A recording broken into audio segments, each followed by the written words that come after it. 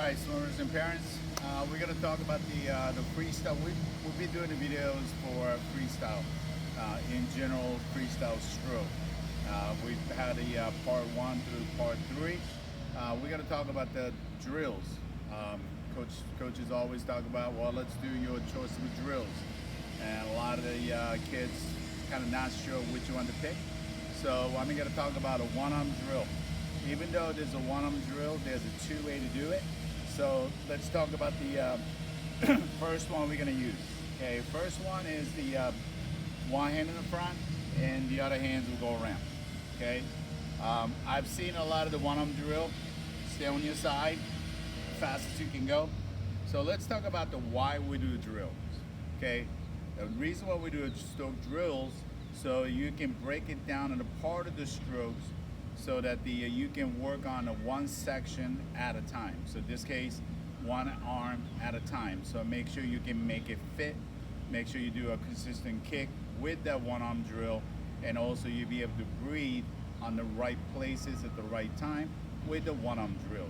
And also this one will help you to balance the stroke, where the hip position should be, where it should be paying attention to, and all that detail part. So if the coach tell you that, hey, we're gonna do one-arm drills, and if you end up going faster or as fast as you normally swimming, chances are you just spinning and really not getting down to the work that we're after.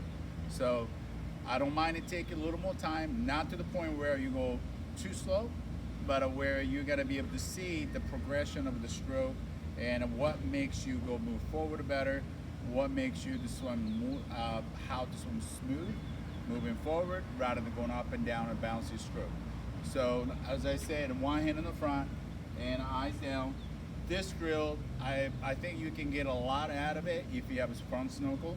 If you don't own one yet, I would highly recommend it to get one. I'm sure the Coach Chris and the Coach Danny, myself especially, would like to see you all having it and to give it a try. I know it's not easy to use in the beginning, but I know you'll get used to how. Okay, so say if you have a snorkel on, you should be able to see the bottom, and you start out with let's see, right hand drill. So you started out. We talk about the body rotation on the part 3 of the video. So when you put your hands, when you started off with the rotation already. So you try to reach your hands that you're about to pull past the opposite hand, push. So what it does is the body will rotate. Okay. That means you catch farther down, and we talked about the beach ball effect. Beach ball, stay on your side as long as you can, then you turn it this way. That's a one stroke on that one arm drill. So once you put your hands in, you have to rotate, you have to pass the opposite hand, catch with the beach ball effect through the halfway, and then you finish with a hip rotation. Okay, so if you look in the front, you're gonna come in, you're gonna reach, you gotta rotate, okay, pass the opposite hand, beach ball effect, halfway, finish with the hip. So as you finish your hip with it, opposite hand should be gliding longer up front. Recovery hands, and put your hands in, pass with a rotation, beach ball effect, and push that opposite hand. So throughout that drill, you need to work on your solid kick. So obviously, if your body rotates, you should be kicking it sideways throughout the halfway, kick, kick, kick, as you turn your hip, and a kick, kick, kick to the other side. So entire stroke will be corkscrewing, going side to side, okay? Only thing that doesn't move with your head. Now, when you don't have a snorkel on, obviously you can keep out on the whole time. So when you're starting to pull, even though you're doing a beach ball effect, you should be pointing straight down. Make sure your hand doesn't go out that way, or make sure your hand doesn't go across this way. By looking at the bottom, looking at your hands, you should be able to guide where you should be right here underneath your body. Okay? If you can't see it, I think it's time for you to keep your eyes open when you swim, so you know where you're pulling at. So keep working on this section right here, and then finish through the stroke. It's very important that you have a balanced stroke. Also, having a snorkel on, you should be able to see where your hands going in. We talked about that a few videos back. Your hands should be on the shoulder width. As you rotate, that railroad track will narrow down, and here catch it with a beach ball, and push forward, okay? Now, when you need to breathe, now this is the key. Now we take your snorkel off, now you have to breathe them. I like you guys to make sure, we talked about the other video, you breathe at the body turns, right here. That's a right spot to breathe. That should be your hands over the finish, the shoulder's the highest point, your body's moving forward, that's the fastest speed.